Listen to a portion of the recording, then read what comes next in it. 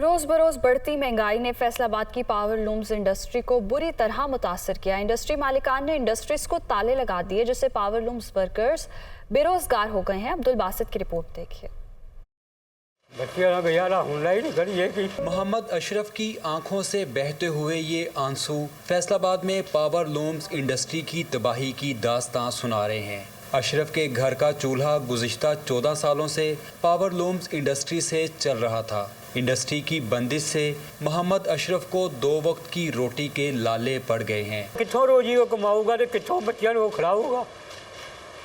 एक दिन फाका कालू बना 2 दिन कालू 30 दिन सारे बच्चे भोग। एक वक्त था जब पावर लूम्स इंडस्ट्री का पहिया चलता था तो इस इंडस्ट्री से वाबस्ता लाखों मजदूरों को रोजगार भी मिलता था।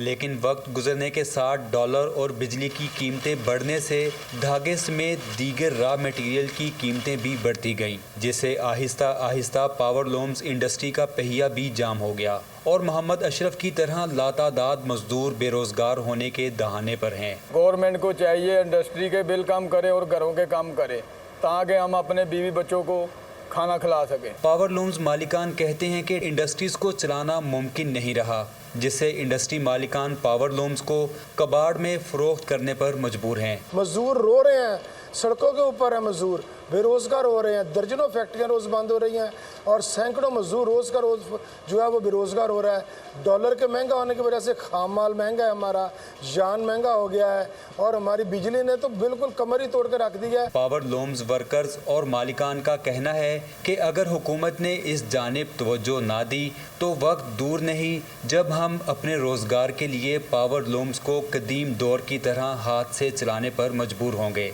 डॉलर और बिजली की कीमतों की ऊंची उड़ान ने पावर लूम इंडस्ट्री की कमर तोड़कर रख दी।